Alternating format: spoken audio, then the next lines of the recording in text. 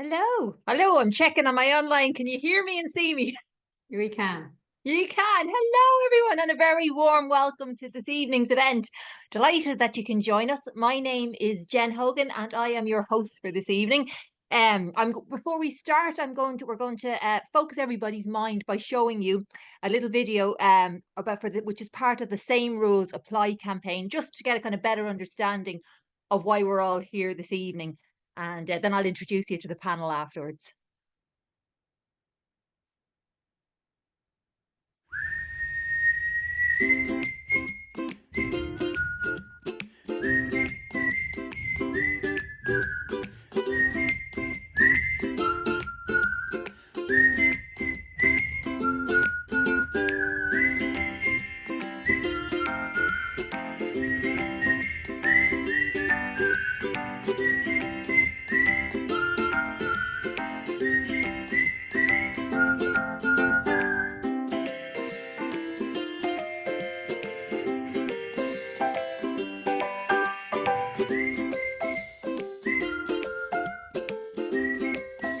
As parents, we'd never allow this to happen offline, so why allow it online?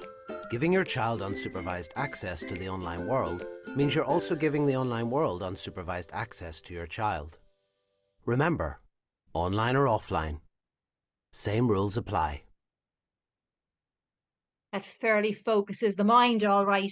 Just before we start, we're going to get a few words from Deirdre Murphy of Accenture UKI Corporate Sustainability Lead. She's going to Here have you a chat go. to us Have a good because time. this year, oh, we're back again. This year, they have sponsored our campaign. How are you, Deirdre? Sorry, rudely interrupted by by our ad there. Sean, can I just check that I can be heard okay? Yeah, can. Great, super stuff. Thanks so much, Jen. Thank you for having me this evening, and special thanks to CSK for inviting me along to be part of the event. And I'm delighted to be here. Obviously, Jen has mentioned my role in a professional capacity, but I'm also very much here as a parent. My son is 4 years old, so I perhaps have a different but maybe similar set of concerns or worries to many of the parents here with slightly older children. But you know, it is quite remarkable. I was reflecting before this event, and my son is only 4, but his awareness of devices, his awareness of the internet, his awareness of even the vast body of knowledge and information it contains is quite frightening, actually. Recently we weren't able to make it into town to buy a little book, and he said, "Mommy, can we buy it on the internet?" So you know, I, like many of you, share those concerns, and I do think often about what it means for him to grow up in this digital world, and you know how I as a parent can help him to do that safely. And you know, you mentioned there, I'm from a company called Accenture. Technology is very much at the heart of what we do, and I can see firsthand how this innovation and this digital advancement can really benefit people. It can benefit businesses and communities, but you know, we also need to anticipate and very much manage this kind of the unintended consequences of the same technology, and that it's used in a way that very much fosters, you know, inclusion and inclusive growth. And we all probably try to forget that time in our lives, the COVID pandemic, but that was a time really characterized by this rapid digital adoption and advancements in the digital space. And really since then, and probably before then, but the pace has not slowed. And recently we hear all these buzzwords around Gen AI, but this is really seen as like a real pivotal turning point, I think, in technological advancement. So there's no doubt that with that kind of those new technologies, there's absolutely a need for new skills. And that's not only in how we interact with the technology day to day, whether it be in our personal lives or in our professional lives, but also the skills we have to do that in a safe way. We do lots of work at Accenture. You know, we have to try and address some of these challenges. And our flagship program called Skills to Succeed, it's our social impact program.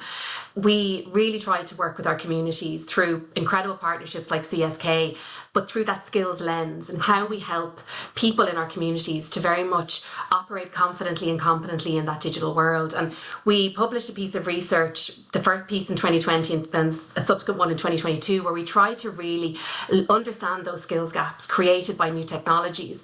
And a really interesting finding in this report, especially in the context of the discussion this evening, was that millennials and Gen Z who are driving this transition to a digital society. We often call them digital natives, but that their confidence may be misplaced. And this research shows that these tech-savvy younger people are definitely more susceptible to misinformation than older age groups.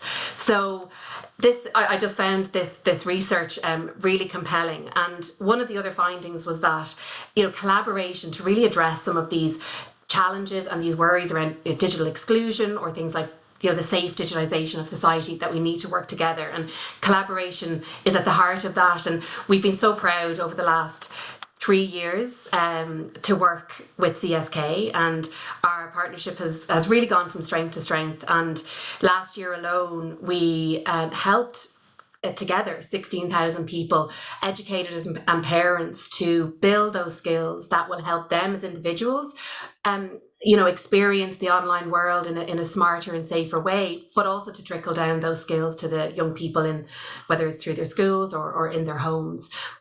And I do believe that what's driving that success is that CSK have genuinely identified a skills gap, and they are addressing this in a really, really creative way. We saw that video there. Like, it's short, it's sweet, it's punchy, it really grabs the attention. But at the heart of it is a really, really serious and important message. And I don't want to steal anyone's thunder this evening, but the success of the campaign is staggering. Like, some of the numbers around the views and the downloads of this booklet is a testament to the fact that parents are seeking that guidance and support, but also that CSK are doing it in the way they're doing it, which is fantastic. So I really urge you, if you haven't taken a look at the booklet or the Same Rules Apply video, to do so on the CSK website. They're really, really fantastic resources. So without further ado, I will hand back to you, Jen, and over to the panel. Looking forward to hearing some very practical advice and tips for how we can keep our children safe online. So thank you so much.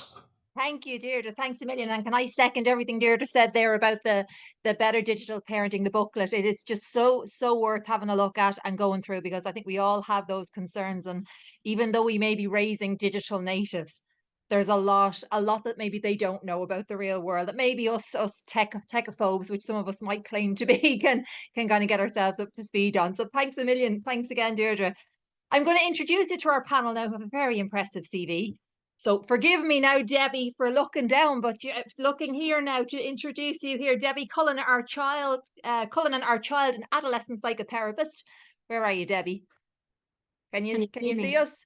Ah, there you are, Debbie. Debbie is a child and adolescent psychotherapist, a play therapist, a mum of two, and a former teacher. She runs her private practice in Mayo and is an experienced training facilitator for teachers and parents, and very impressively was named Network Mayo's Businesswoman of the Year in 2023. Well done, Debbie. And she's passionate about helping, supporting and empowering parents. Also here we have Alex Cooney, who is the CEO and co-founder of CyberSafeKids. Alex co-founded the online charity in 2015, and both personally as a parent and professionally in her role at CSK is extremely passionate about online safety for children and teenagers.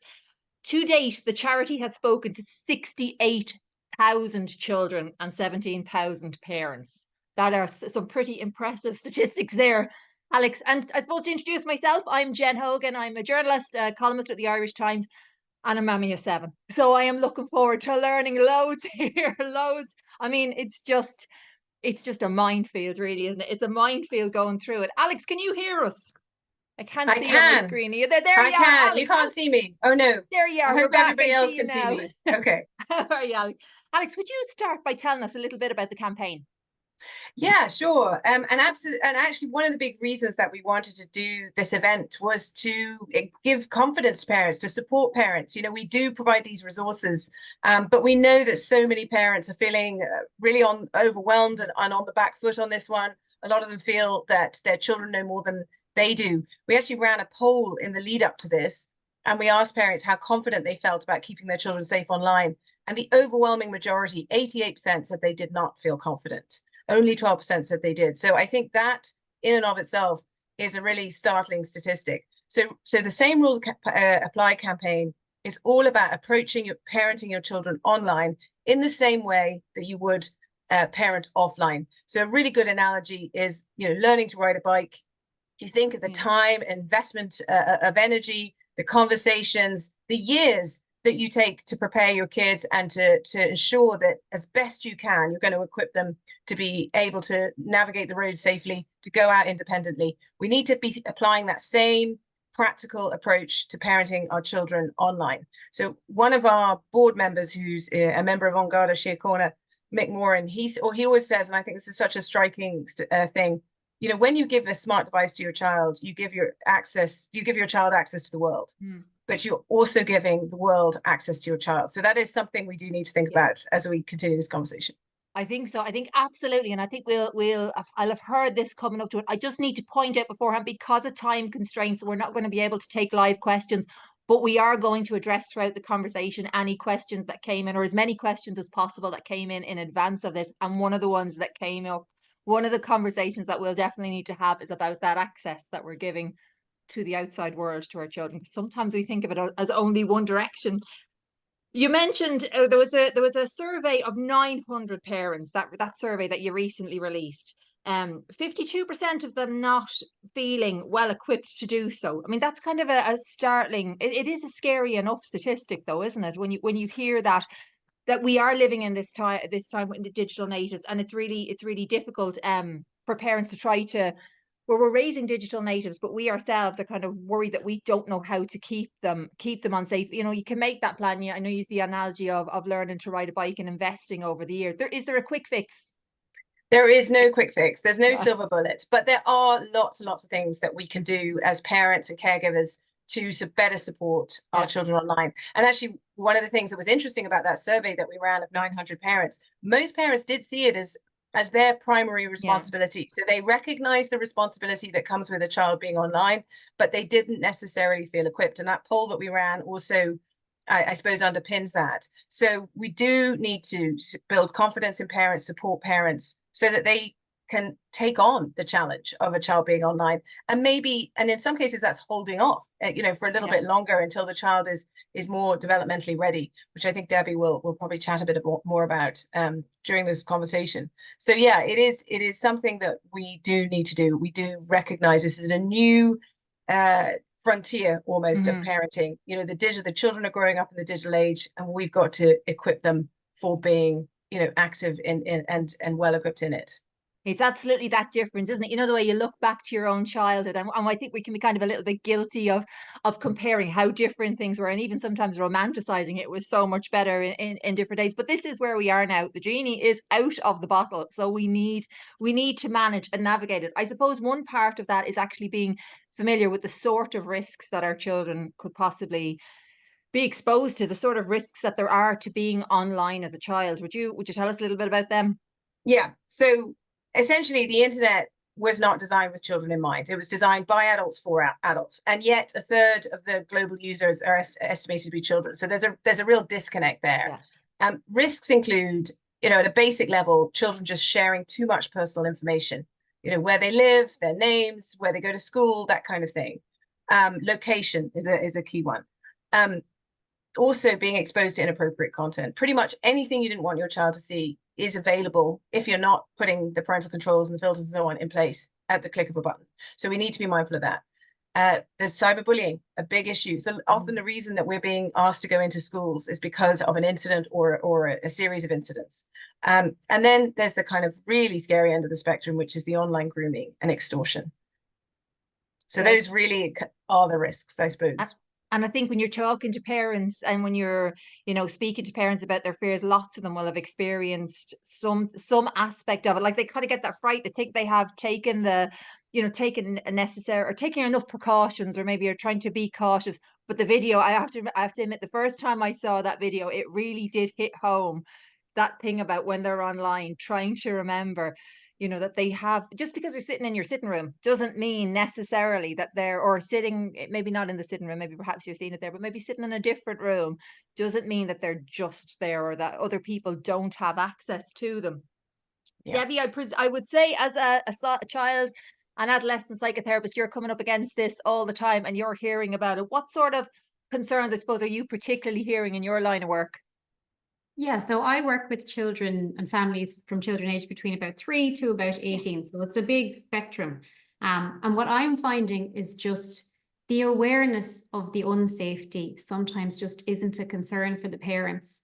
And that's what we really want to help them to have more knowledge about, because I really do think knowledge is power. And when I question parents about what their child is doing online, often their concern is how long they're online.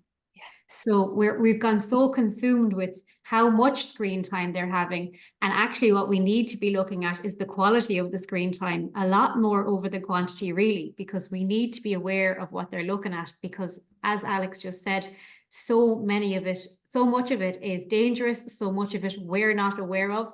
But I really do think when we know better, we do better. So if we can really inform ourselves about how to put in safeguards, inform ourselves about what they're looking at online, and really become aware of what's going on for them, then we're better able to manage that for them. And another area then that comes up a lot is, we'll say, we're being as mindful of it as we can be as parents. And look, I don't know everything. I've learned things from our conversations as well. So it is all about a learning curve. But ensuring then that the other safe and secure grown-ups that the children are with know as well what they're watching. Like a simple example is, there are things on Disney Plus that are not appropriate, like Family Guy is on there. And to a grandparent, like one of our own, that seemed perfectly fine. They were watching a cartoon and it was all grand. But that is quite harmful, some of that content in that, and it's definitely for over 18s. And then I think coming on to the next area that I have a big concern with is YouTube.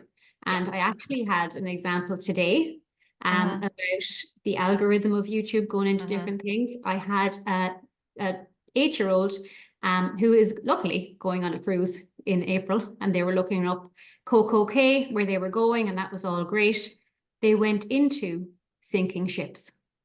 And now the child cannot sleep and does not want to go on the holiday because they're absolutely petrified. And this is where it brought them. And this is today, genuinely, ladies, that this happened. And I was like, whoa, this is a big deal. And this is what can happen. So be mindful of what is going on YouTube, and ensuring that you know what they're watching, and remembering that you are in charge for a lot of the time. Like mine are 9 and 8 in my house. For now, YouTube is a hard no. And that's my rule, and that's the rule in our house, and that's okay. In some houses, it might be different, and that's okay. But it's all about trying to put in some rules if you can, trying to stick to them, even if they don't like it. They're not always going to like it.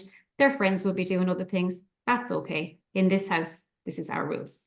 And these are the ones we try. That's a hard one, Debbie, isn't it? Because I know you're saying that in your house, that's your rules. But I suppose where that becomes a little bit more difficult, and maybe it goes back to that same thing of the other people who are responsible for our children being in tune with what the rules are. But it gets a little bit maybe more trickier if you're going on play dates and stuff. And there are, it's everywhere they're being exposed to.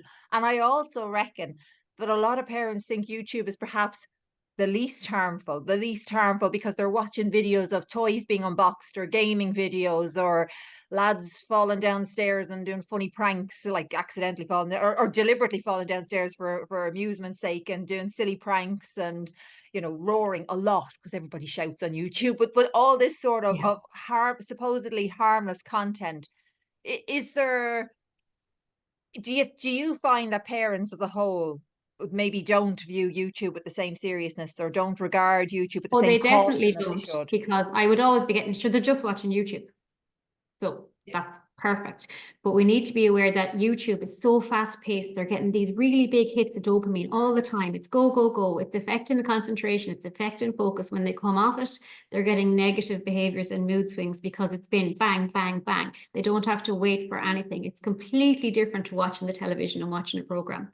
Not having to sit through adverts necessarily sometimes, but that habit that we have, we want it now. We want it. Just like click now. It's more and more and more, and it does affect them. And there is research showing that it can affect behavior, it can affect mood, and it can affect addiction going forward when we're able to access it so freely, and we don't even have to wait to even finish the video. We're like click, click, click, let go. So I would be definitely trying to hold some boundaries on it, or reflecting on it if your child is watching it, and seeing possibly, if you do want to allow it, maybe that it's for a little bit of time and then we're doing something else. So we can always put in something that's going to work for our own houses. And I think it has to be very individualized as well, depending on what you feel about it too. Is it realistic, I suppose, getting rid of YouTube altogether? I'm going to be honest, I'm thinking of me here in my house and knowing everybody watches it.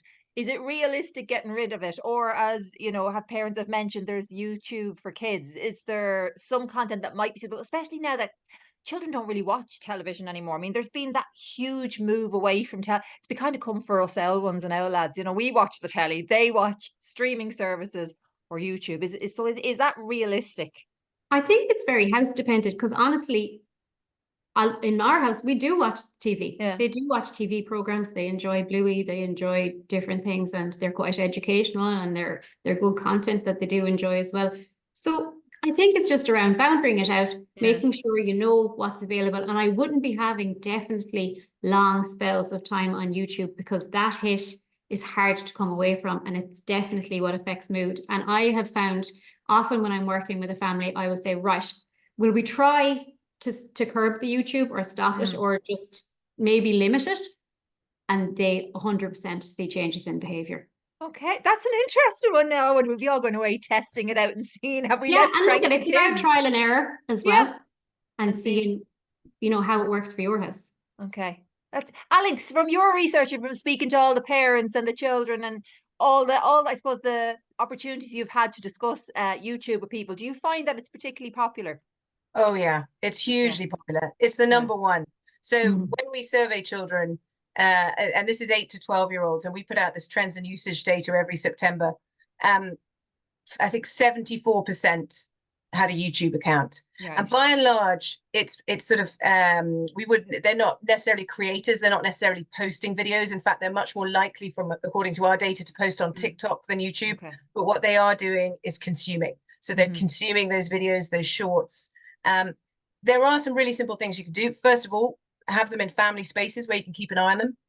So it's much easier to do so rather than bedrooms with doors shut. So have them where you can see them. It's not about sitting next to them, you know, for the entire time. It's about being able to check in, have a look over the shoulder, keep them off headsets if you can, just so you can, again, hear the conversation. And this is particularly for younger kids. And as they get older, you know, as they get towards their teens and into their teens, it's going to be a little harder. But you can still have kind of good practice around, you know, where they can access, when they can access.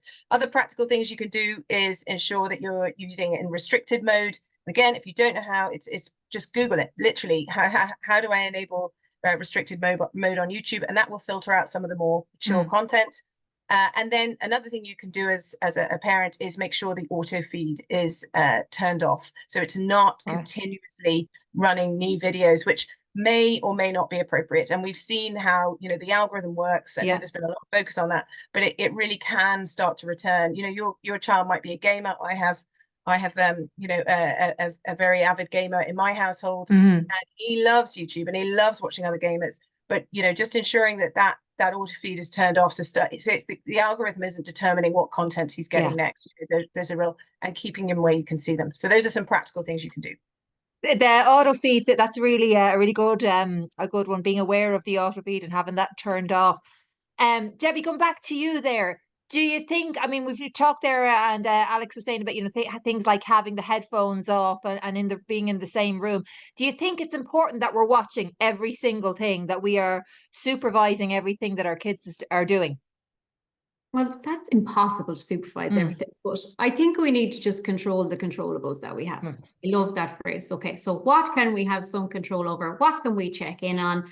How can we try to ensure that what my child sees doesn't have a major psychological impact on them? Because sometimes it does run into things that really do have an effect on them and will have an effect long term. So I think consistency really is key. Okay, so can we check in? Can we have a conversation with them about it? Can we hold firm on the boundaries and limits that we have based on our own values around what we want them to be consuming in their digital world? And when we're aware, even from this evening, hopefully people will go away with a bit more of awareness and just go, okay, this really is like a new realm of parenting. And can we rise to the challenge? Yes, we can, when we have the knowledge. And I think as parents, we just need to try and prepare children as best we can, have conversations, keep it open, let them know, you know, they might come across things that they don't want to look at or mightn't have wanted to see. Can they come and tell us? Can we have the appropriate conversations with them? And that's all a sense of safety that they'll have between us and them, so that we have these open conversations and reassure them. I love the line, like, you're not going to be in trouble. You are not in trouble. This is going to be you staying open with me. And when we can do that, we can try and navigate this world together. Alex, in terms of social media, moving on to social media, I suppose a little bit, are there particular apps that parents need to be aware of? Honestly, you need to be familiar with all the apps that your child wants to be on, especially when they're younger. So, you know, one thing you can do as a parent, if your child comes home and says they want to be on a particular app, so the really popular ones are, you know, YouTube, TikTok, Snapchat, WhatsApp, you know, Twitch. Those would be among the most popular, right? So the best thing would be to do a bit of research yourself. There's so many good websites out there, and there you can see on the screen, in fact, some of the resources that we are suggesting. So things like Common Sense Media would be a great one. So if your child comes home and says, I want to be on Snapchat, everyone else is on Snapchat, inform yourself, go and have a look. Common Sense Media does brilliant reviews. It does reviews from parent perspective.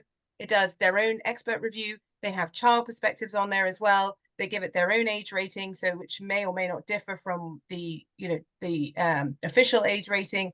So really, I would say any app that your child, or any game that they're interested in, check it out yourself first. And, you know, then you can make an informed decision about whether or not it's the right time for your child to be on that app. And if the answer is yes, then okay, what are the restrictions that I want to put in place, or the boundaries I want to put in place around use? So maybe that, you know, you limit the time on it, or you agree it's just, you know, weekends, or again, having them in family spaces. And another thing you can do is just check the device yourself, and have that as part of the agreement when you're handing over the device for the first time to your child, that you're going to check it from time to time. So things like friends and followers lists, content that they might be consuming.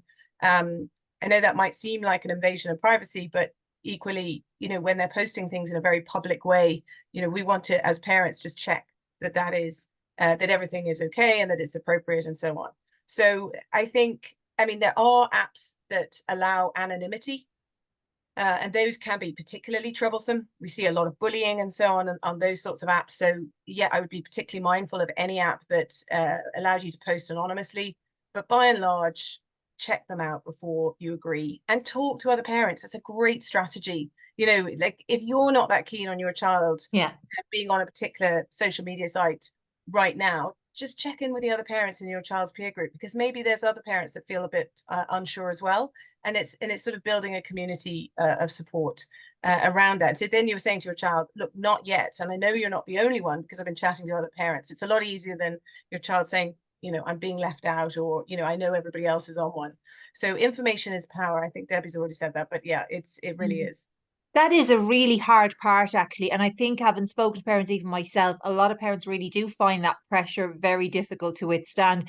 And we know, like from recent surveys, that kids are getting smartphones at a younger and younger age. And so and with that comes sometimes access to social media apps, where parents are going, sure, look, if I've given into the social media or into the phone, maybe I'll give into one or two of the apps. I'll be careful. I'll connect it. It's like we didn't really learn anything from the old Finsta thing there, where people had fake Instagram accounts. And of course, they're moving on to the next platform and the next social media platform, kind of nearly trying to outrun us a little bit as we just get familiar with one platform. I suppose where I'm going with that is for parents trying to withstand that pressure, because it isn't easy. It really isn't easy. And when you hear that she's being left out, he's being left out, it does add another difficulty, because nobody wants their child to be the one who is left out. I mean, you mentioned talking to parents, but you mentioned talking to parents and getting some information from them. But I actually, just out of curiosity, I ran a poll just to ask parents and stuff about what age their children got phones. I ran a couple of polls on Instagram. Now, it was a lower percentage than I probably expected, considering recent research, but 10% of parents gave their child the age or a phone before the age of 10. but a whopping 64% gave them a phone in and around the age of 11 or 12. So that's when the majority of children are getting phones.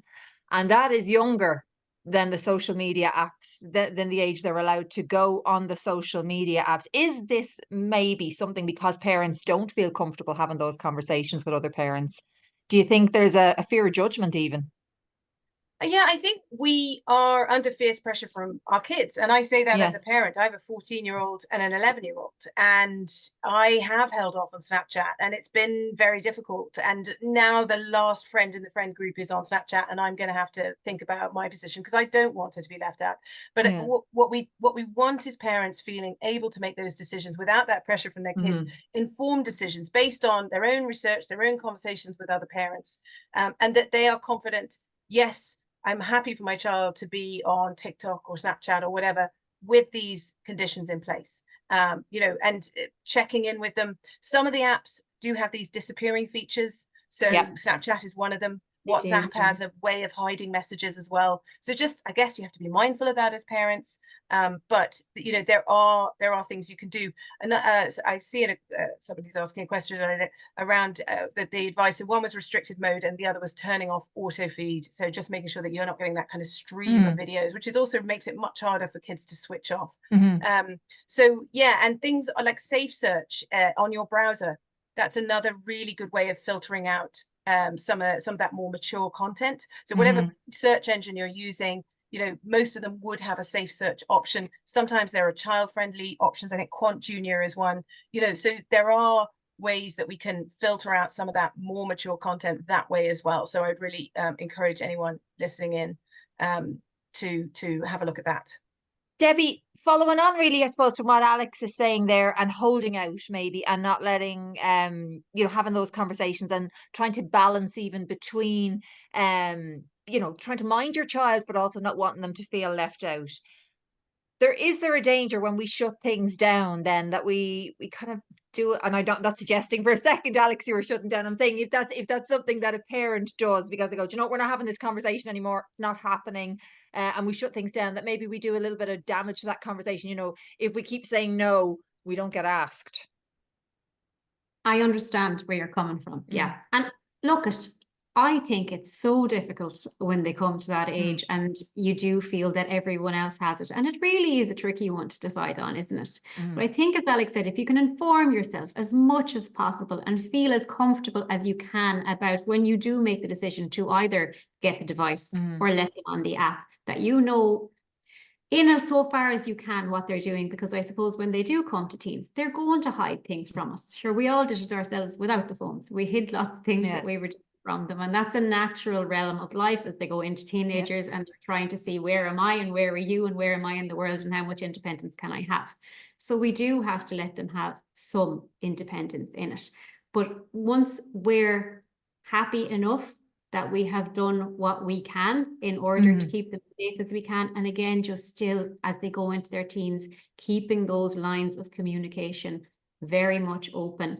And, you know, if we feel that things are not going the way that we wanted them to, then we need to be able to go, okay, I'm not okay with this. This is actually going to go again. And we have to be in charge of the safe, because if we can't keep them as safe as we possibly can, then that's what's our job about, really. We have to bring that into their digital life, and we would do it in their lived experience. We wouldn't let them go out, you know, into a dangerous party or into something where we didn't feel that their physical safety was going to be okay. So we have to think about that for the digital safety as well. And it's all around opening it up to them as well. So I think if they're asking you repeatedly for something, open it up. Validate the experience for them. I know you really want that. Okay, tell me what it is you want about it. Tell me what you want to be doing. And like, can we grant them in fantasy? If you did have this, what kind of things would you like to achieve from it? What you want to do? So we're not like continuously shutting down. We're keeping the conversation open. Tell me how you're feeling about it. Let me see, can I think about it? And we'll go from there. Because it is very hard to get a hard no about things that you really, really want when you're a teenager. And it's so vital, isn't it? Because like you said, you're trying to keep those lines of communications open for that more challenging time, potentially when they're not as open to sharing things with you in the teenagers. It may be natural. That doesn't stop it being any less difficult as a parent to navigate, you know, when all of a sudden that the little one who used to come and share everything with you suddenly seems to want to hide everything from you. And at a time when maybe you are losing that little bit more control, and they are likely to be online a little bit more. That, I suppose, that's a difficult one. That's a really challenging one for really parents maybe of difficult. teenagers to navigate too. It is, and because the teenage brain is going through so much development as it is, it nearly goes back to a toddler state, because you're talking about impulse control going back offline. So we're like, please, please make good decisions. But all we can do is inform, empower, have the conversations, and keep it open as much as we possibly can. Yeah, absolutely. Alex, I have to come to you on this. I know I made a joke about it at the beginning, but look, it is probably real, and it's probably real for a lot of people who've joined us here this evening. Parents saying, but sure, I'm not tech savvy, I'm not digitally literate, you know, holding their hands up going, sorry, I can't manage that, you know, I can't stay on top of it. And, you know, within my own line of work, I have to be on social media a fair amount. So I'm not claiming to be any whiz, but I have to be on it a fair amount. I, however, realize I'm surrounded by people who aren't necessarily familiar with it. It's much more common than you think. How, like, what do you think of that? What do we say to parents there who go, look, I'm just not tech savvy? I mean, I think it's difficult to get away with saying that these days. I totally appreciate that we weren't parented on this. This is, and as I said earlier, it's a new frontier. But there is so much good information out there. Do check out this resource. There's just a list of really useful resources that will really help inform you. There are, you know, when you're first getting the device, you could be setting it up, you could be pairing it with your own device so that you can, you know, there's some basic things you can do around, you know, limits on time, filterings for age, you know, limiting downloads of new apps and things like that. So there's things that we can do at a really basic level. And I would just say, check, you know, if you're at that sort of lucky stage where all this is ahead of you, really do that. You know, think about, okay, what do I need to do to that games console, or how can I set it up so that the parental controls are enabled from the get-go? You know, and this is where the online world is so useful, because it is just filled with information, literally step-by-step tutorials. You know, we've all sat there when we're trying to set something up and followed the steps. And it's the same with, you know, enabling parental controls. They have made it a lot easier. So, you know, you could be using family sharing, or, you know, depending on whether you're Android or Apple, you can use the facilities that they have available, which really are, you know, just the absolute basics that you should have in place in terms of ensuring that you've got, you know, filtering out some of that worst content, a bit more control. And then through some of the apps, you can also, for example, Snapchat, you can pair your Snapchat accounts. You have to set up an account on Snapchat too with your child's account, you know, so it enables you to see, for example, who they're messaging. It enables that they've just recently introduced a bit of a control around the AI feature, which is My AI, which they rolled out last year with really very little kind of guidance, and it hadn't been fully tested either. So it's great now that they are ensuring that you can restrict that access to that, and you can check in with your child on things like, you know, profile, what their information, any information that they've set up, so they're not sharing personal information. You can ensure that Snap Maps you know, you have it in ghost mode, so they're not sharing their location. So app by app, whatever they're on, check, you know, how is it set up? How can I ensure that, you know, I have some as much control as I can over it, or that I've got some oversight of it. You know, as I said earlier, be mindful of things like disappearing messages, so you won't be able to kind of see everything, but there absolutely are things that you can be doing. So, you know, check it out first yourself, and then see, okay, what steps do I need to take to, you know, enable the parental controls and so on. And, you know, talking to other parents is also a great way. I think the Snapchat one, I think that terrifies a lot of parents, the idea of the disappearing messages. But actually, that is a really brilliant point that you made there, because around the ghosting and making sure, or the ghost mode on the Snap all I Maps know feature, is online versus not online, or showing where you are versus not where you're showing where you are. And I think it's really funny because, you know, there's been lots of conversations around parents tracking their children and like, are we doing too much in terms, should we be doing this in terms of tracking our children? But our kids tend to track each other too. And so they leave their location online. I mean, if you go and you were to check your child's phone, if they have Snapchat, I guarantee you they can see everywhere where their friends are, and their friends can see them. And maybe that's something that within the family you could agree on, but the danger is, do they have this open to everybody? And do they have this open to the kind of the number of friendships, connections that they have, followers, depending on the app that they're on? They're often connecting with people because they are friends of friends, or, oh, should they go to such and such a school?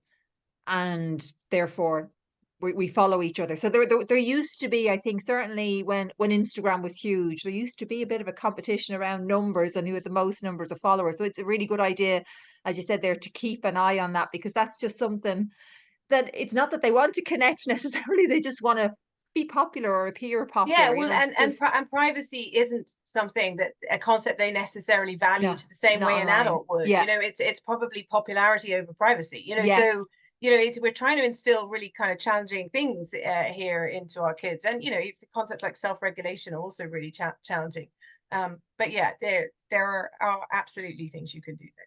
I know, Debbie, that we're talking about kids here, but look, I think there's truth in the fact that monkey see, monkey do, and there's a lot of us adults who are spending far too much time on our phones. Do you think, do we need to lead by example?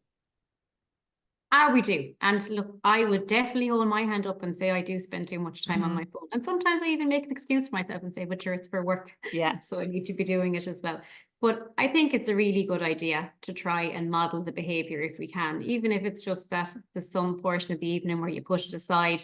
You have some, you know, little family agreements that you're putting into place. You know, we're chatting about those. And I think it's really good to establish some ground rules that we can bring in ourselves around what we want to achieve in our own family. And it's definitely going to be personal to everybody. So it's whatever you feel comfortable with. But I think they can be very helpful. And there's a lot of just simple things you can do, I think. I'll just go through a few of them. So I think one of the important ones, and we've talked about this, and I'm sure Alex will agree, is that no device in the bedroom. And this is especially overnight. I think that's really important because, you know, sometimes they can be pinging, they might wake up, they're checking the phone, and we're thinking about basic needs here around mood, especially for teenagers. Well, we want to try and make sure that they're getting the best sleep that they possibly can. So even if we can keep it that, you know, no devices in the bedroom overnight, no devices at meal times. And I would be guilty of that one sometimes myself, you know, but it's up to us to go, okay, I am putting it away and I'm going to not do it. Even maybe between 8 at night and 8 a.m. device free. Keep things, if you have it either downstairs or in your kitchen, if you have a bungalow, so all devices will stay in there at nighttime, even for ourselves as well. I am still guilty of that one because I do use mine for my alarm, but I'm going to get an alarm clock and I am going to actually put it out there.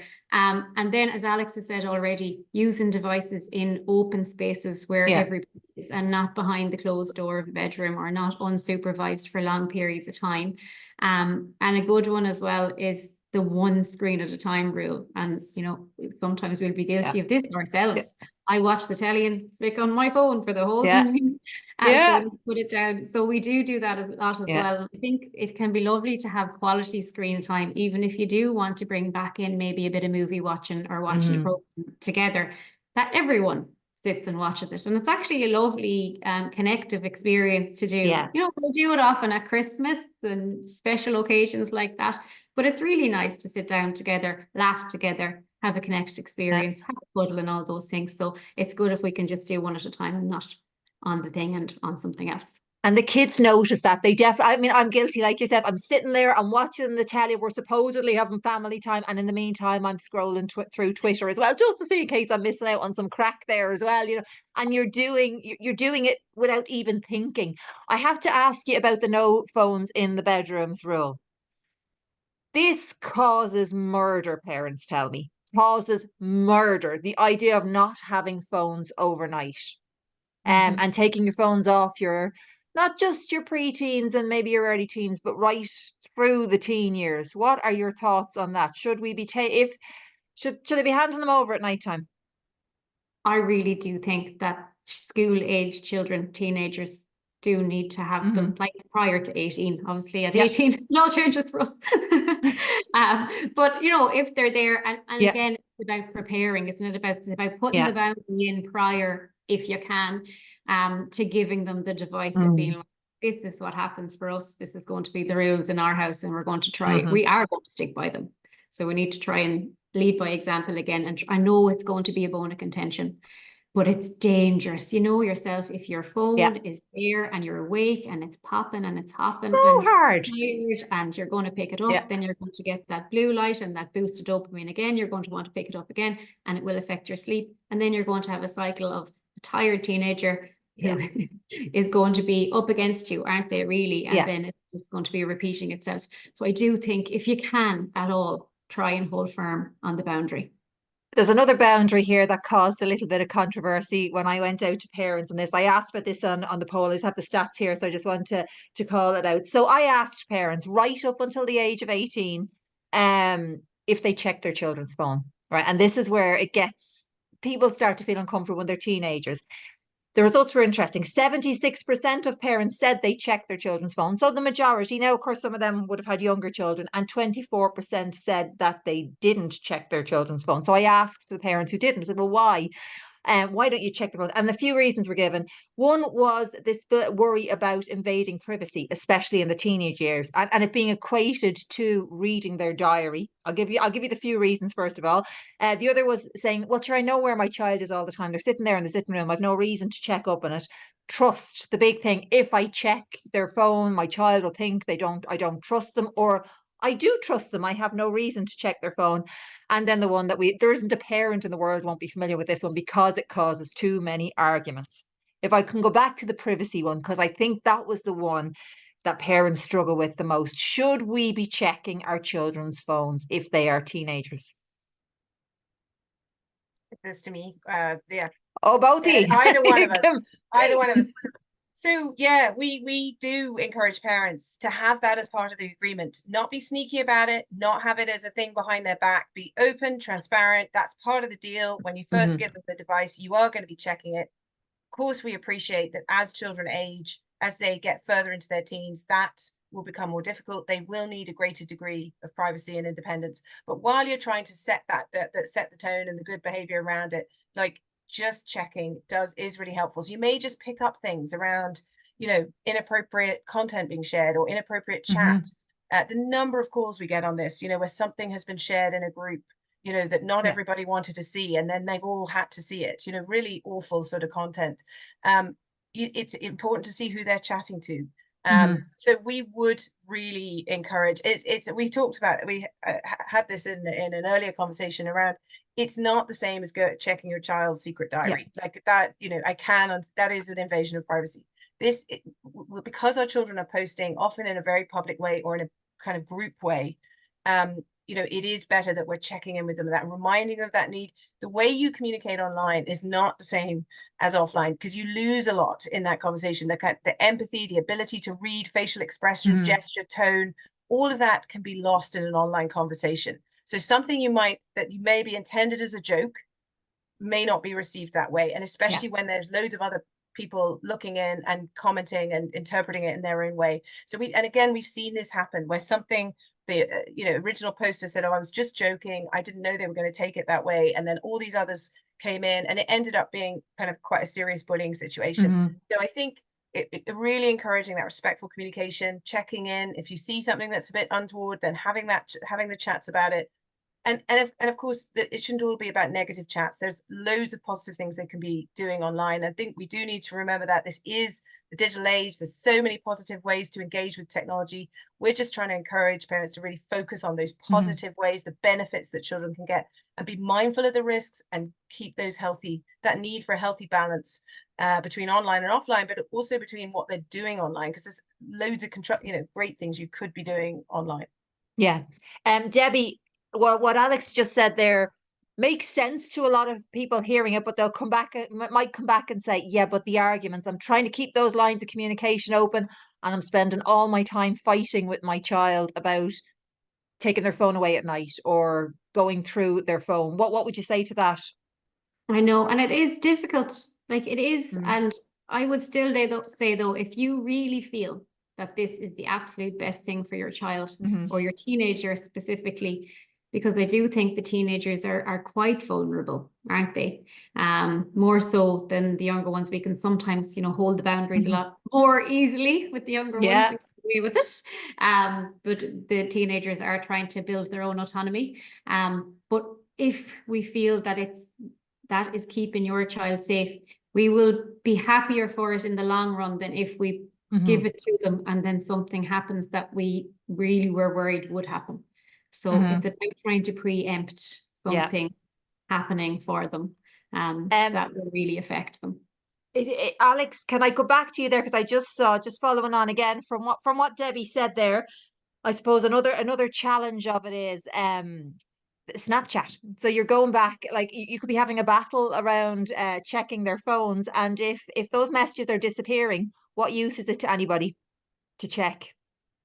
Because you can pick up where something's going or where something's been, just in the tone of the conversation, the things that they're talking about, the friends and followers, these things, it is worth checking. I know it does make it an added challenge for parents and carers, the fact that there are disappearing messages. But again, those conversations around it, the fact that unfortunately what we see is increased disinhibition in children because they think it disappears, so they maybe are more willing to take a risk but of course, reminding them that things can be screenshotted, things can be saved, you could use another device to take a picture. So once it's posted online, it really is there forever. And I mean, a simple thing we say to children, is the granny rule. If you wouldn't say it to your granny, you wouldn't show it to your granny, don't post it online. Or you could say the billboard. Brilliant. I love it. If you wouldn't want it up there on a billboard in the center of town, don't say it online. So it's trying to really encourage them to think about what they're saying, what they're sharing, and who with. So the conversations are absolutely key. Do check it. It is worth checking. You might just pick up on something, but really conversations are key. I can see someone's asked there, and I was going to ask you anyway about your education programs that you run in schools. Do you run them in secondary schools too? And how important do you think education is in this area? So absolutely essential. Like one of the things we say is children need to be equipped for the digital age, right? We can't just send them off into the digital world without that support, that guidance, that supervision. We've talked a lot tonight about the things we should be doing at home as parents and carers, but really we should be covering this also in schools through our education system. There is some that we do have, for example, at primary school level, a media literacy curriculum, but it is quite dated. So what we try to do is go in with very up-to-date, relevant information, what kids are actually using now, the way they're using it, so that we can make it as relevant as possible to them. We deliver sessions in primary school from 3rd to 6th class and in secondary school from 1st to 4th year. So we absolutely, and we could deliver in English and Irish. So our program is available in both. So yeah, if there are teachers or representatives from schools listening, we'd be very happy to chat to you afterwards or send us an email. I'm conscious that we're kind of getting tight on time. So if I was to ask you both, what would be, I suppose, your one thing to do one thing, if people were to take away something from this, what would be your one thing? I'll go to you, Debbie, first. Yeah. I just think reflection is one of our greatest tools as parents and as people. So even just think, okay, I've got a lot of information here this evening. Is there something that I want to look at? There might be things that you don't agree with, there'll be things that you do agree with, but just even going, okay, I'm actually going to check that, or I'm actually going to see, do I have the access that I thought I had? Or I'm going to consider looking at the apps or turning on my safe search, which I think is a really good piece of information. And just reflecting on what you want for your children and going from there. Okay. And Alex, what about yourself? So I'm going to turn it back on the attendees and ask them to think about one commitment that they are going to make for their kids. So it could be, as Debbie said, like making sure you've got safe search enabled on the devices that your kids are using. It could be that you're going to go home and look up Snapchat so that you can really decide, is this right for my child, or what do I need to put in place if I am going to let them on it? So make one commitment before you leave tonight and follow through. All these little steps make a huge difference It just shows you're engaging with them being online, which is absolutely so important. Okay. Well, ladies, thank you so much. Thank you for your brilliant advice and insights this evening. And thanks a million, everybody, for coming along. I hope that you found the conversation and the discussion helpful. I'd urge you to check out the CyberSafeKids Better Digital Parenting booklet. We're going to share something now where you can find different resources. And this will be available to watch back over on cybersafekids.ie also, if you want to have a look there. And thanks again for joining us this evening. Thanks so much, guys. Thanks, ladies. Thank you. Thank you. Bye-bye.